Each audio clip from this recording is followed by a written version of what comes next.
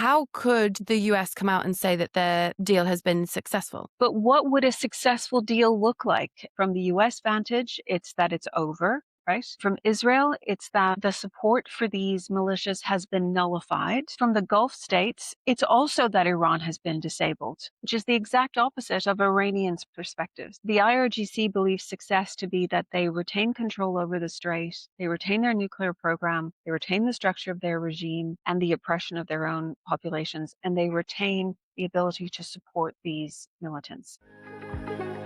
Conflicts of Interest, brought to you by ACLED. Hello, everybody. Welcome to another episode of Conflicts of Interest. I'm Clionadh Raleigh, and I'm here with the lovely Bron Mills on my end, sweltering Monday morning. It's cooled down quite a lot since the last time we spoke here. So true to form, England has gone back to being grey and mild. Right. Florida is still grey and oppressive. Well, speaking of things that are pretty unremarkable, Iran is still all over the news, but what we are struggling to get our heads around is anything that's sort of remotely interesting as far as developments go, because it just seems from the outside to be taking on exactly as it was. This was the war that sort of grabbed everybody's attention, was all over the news, the pictures and the bombs, and it was war as people know it and understand it. And so since the ceasefire, they've all gone pretty quiet. There's a lot of digging heels in. What is actually going on, Clionadh, and why is it still something that is all over the news without anything to really say? So it's a really good point. So we mentioned last week that the conflict has been in ceasefire mode for longer than it was in active conflict. And that ceasefire mode has not been productive in the sense that there is some sort of a peace agreement to come out of it. There's just kind of back and forth about where people are positioning themselves, the Iranians or the US mainly. They have not moved from those positions, especially Iran, who are being what's referred to as maximalist in its position, in that they see no reason to budge whatsoever. And this is back to the perception that they believe that they have won, and that it's just a matter of making the US wait it out and have the pressure points that are unique to the US continue to build. The US has the exact same interpretation, which is that, whether it's the blockade or internal issues, that the pressure on Iran will cause the IRGC to relinquish some of the control that they are exerting over the ceasefire. But neither is true. Neither is winning. So at the moment, we have these back and forth skirmishes. Last night it was Kuwait. Last week it was UAE. And there's still some engagement between the US and Iran. But yeah, we're nowhere. I will say that the way this has matured is actually quite typical. It's usually a little bit more active, but it's typical. People get very interested in conflicts in the very first few weeks. This one's possibility for going wrong was so enormous that the level of attention matched that. But this feeling of kind of unease and disorder is what we should all get used to, because this is it for, I would say, about 10 years. I don't think this conflict will continue like this for 10 years, but this feeling of there's a large conflict and it's not quite broken out and it's not resolved is something that we should get used to. I was going to say about that 10 years, because will it be over this as a kind of hotspot in the world, or what is it we're looking at? Because Trump has been remarkably confident and outspoken, which obviously so out of character, but he has responded to critics directly of the war, saying to sit back and relax, because the commentary from what he's calling political hacks is making the negotiations difficult, but he's confident that his deal will all work out well in the end, because according to him, it always does. And I guess that's leaving everybody going, okay, what does that actually mean? What does that look like? Who's going to win? What does winning look like? There's so little detail, right? So a few things there, which is that Trump has acted totally unconcerned about the effect that the Iranian war has had on the US population. And so he does feel quite confident. So he feels quite confident he can continue with this. And the effect on the US, as we mentioned last week, is incredibly small compared to the effect it has on everybody else, the Gulf, Israel, etc. But the way that it's discussed here in the US is gas prices and then the effect on the midterms. Other people have different timelines about whether or not it's going to kind of be a crunch time for them. But he doesn't need to be concerned about either of those, in part because of his position within the presidency, which is that he's not going to have to answer for a lot of this. And some of the by-elections or primaries recently across US states have proven that he still has quite a strong level of control over Republican primaries or Republican elections. And so this isn't having the effect that he might have feared it would have on his overall power within the US. So again, he does not feel the costs. And so if you don't feel the cost, then why not continue this if you feel like it has a better chance of getting you to your end goal? The other thing I would say is that his position on what he referred to as political hacks, what we might refer to as journalists or experts, of course, it's exaggerated, but it's not totally wrong. There is a small cottage industry, not small, large cottage industry in the States, especially, that don't want to analyze this conflict as either we have this type of conflict or we have a different type of conflict. There's some impression that like there was a peace out there that somebody could have brokered. And that's not true. So, for example, just this morning, there was an article in the New York Times about how the government of Lebanon was close to getting Hezbollah to disarm. And like, that's pure nonsense. It's pure and total nonsense. And yet, it's being promoted as we miss this opportunity to disarm Hezbollah when Hezbollah has zero intention of disarming, right? They can display that in their current actions. And also, the Lebanese government has no authority or capabilities to do that. But it's a talking point where I think the political camps in the US really want to promote, and I don't think it does anybody any good. So on Lebanon, your favourite, Mr. Macron, I do he's like been in him. the news today and he's called for an end to the fighting. Again, the language around calling for an end to the fighting from these unrelated parties in my mind, it always kind of blows my mind. Like, who cares what you say, Who's really? this for? Yeah. Yeah. Yeah. So he has called for an end to the fighting, and he said that nothing justifies the major escalation underway in Lebanon. Do you agree? Does nothing justify it? I mean, the people who use language like, let's not fight about this and let's talk it out, are never going to believe that anything justifies any escalation. Something we've discussed previously on the podcast, which is conflict ever justified? Is it, in fact, sometimes the necessary response to either present or future threats? I mean, yes, sometimes it most certainly is, and it's necessary to defend populations and territory and also kind of trajectories of governance that are being threatened. That said, what's happening in Lebanon now is, from Israel's perspective, I think, again, the rhetoric in Israel is always like, this is our chance to do it. This was our chance to go into Iran. This was our chance to take care of Hezbollah. And everything is put in these terms, which is that if we don't do this, that's an existential threat to us. And they have some evidence on their side to suggest that if they don't try to take quite militant stance against militants, that they will be overrun. There is no opportunity for, I would say, a peace deal with Hezbollah or even with the Lebanese government, some sort of a way to mitigate that threat. So what Israel is doing is a military strategy that is designed to maximize what they can use as leverage against Hezbollah into the future in order to get them to push back up the country or to disarm in certain ways. From the Israeli view, they have massive threats to their homeland constantly from forces that are allied and sometimes coordinated. And in the face of that,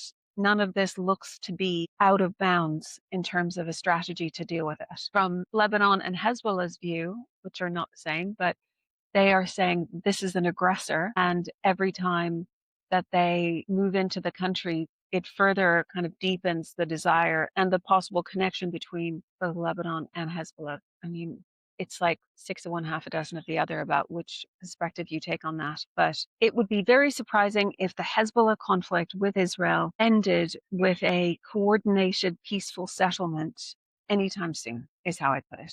This is in the fighting stage.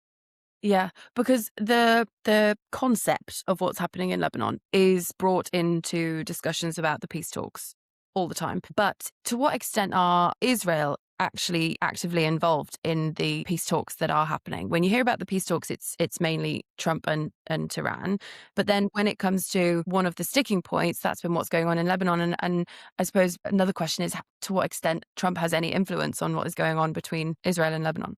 So that's a really interesting question because Israel, from what I understand, is not involved at all in the direct talks. but it is certainly involved in the sense that they are creating a context in which the Iranians can both, again, maximize their demands by saying, this other context that we have no control over must be included within our peace deal. It indicates, of course, the close relationship between the Iranian regime and Hezbollah, which continues to this day and needs to be reinforced if you're Hezbollah and Iran. So Iran has to come out of this looking like it can resume its support for its proxy militias, whether it's Hezbollah, the Houthis, the Iraqi militias, Hamas. And if it doesn't, it is going to really struggle to resume a position within the Persian Gulf and within the larger region of resilience and dominance to this. But there's absolutely no way that Israel will be convinced that a peace agreement negotiated without it being involved and not really considering its own territorial autonomy is going to work out well, especially as this is something that I discussed in the newsletter. Trump is forwarding this idea that a rapprochement with Israel between the Gulf states and itself, so normalization of relations, is going to be some sort of a big prize from these peace agreements. But there's absolutely no way that the Gulf states are going to quickly normalize with Israel, and that is going to keep it safe. Either one of them safe. For the Gulf states, normalization with Israel causes domestic problems, a lot of them. For Israel, normalization with the Gulf states is not a substitute for dealing with these extremely present threats around them. Even if those threats are shared with other Gulf states, or everybody can recognize the threat of Hamas and Hezbollah and the Iraqi militias and the Houthis, everybody can know what they look like and how they can manifest. It's not the same to recognize and to have to deal with. So if those relationships remain sort of intact between Iran and their sort of militia friends, how could the US come out and say that their deal has been successful? I mean, they just say it, basically, I don't think they worry too much about the details. But what would a successful deal look like? And again, it really depends on what vantage you're standing from. So if you're standing from the US vantage, it's that it's over, right? And that Hegseth and everybody else lives another day. If you're standing from Israel, it's that the support for these militias has been nullified, but equally, the IRGC more specifically, has been disabled, right? If you're standing from the Gulf states, it's also that Iran has been disabled and that the straits are open and they can resume a similar to, let's say, December 2025 existence, but with quite a lot of military assistance to contain Iran and also to go after those militias, which is the exact opposite of Iranians' perspectives, which is that the IRGC believes success to be that they retain control over the strait, they retain their nuclear program, they retain the structure of their regime and the oppression of their own populations, and they retain the ability to support these militants. Now, the problem being at the moment, somewhat wildly, is that Iran is able to not move on its asks, despite the fact that these many strong, many extremely capable states are saying no. And that's in some ways what remains so unbelievable about the state of affairs and how it got this way. Yeah, because I think to learn the complexity and the history, if you like, of the IRGC and its build-up, I think is probably for the majority of the population not quite as memorable as nuclear weapons and militia friends. I think that's kind of it. And so from the general understanding, that's why this thing started in the first place. So the chances of those two things being non-problems moving forward. Those two things will be massive problems moving forward. So nuclear weapons and the Strait are the crown jewels of the IRGC's hold over Iran, and neither of them have come to a successful resolution now for the rest of the world, right? So the Iranian power structure as it sits at the moment is dependent on not letting go of either of those two things or exchanging those for massive additional asks on the part of Iran, whether it is a huge amount of money, which will then use both to reinforce its missile program and also to support these militias elsewhere, or continued nuclear threats and control over the strait. Either way, leaving the situation as it is at the moment is its most dangerous, but it does hem in Iran because Iran desperately needs money.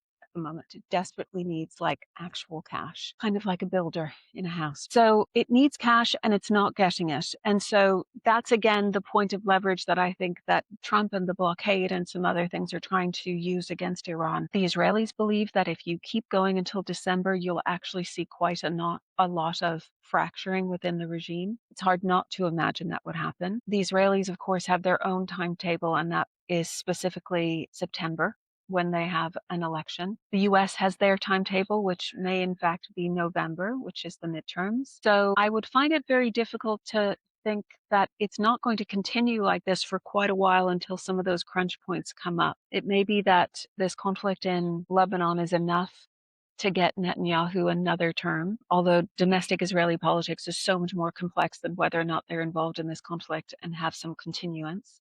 I can't really say at the moment how it's going to work out for the States because it's much more short term than that in the States.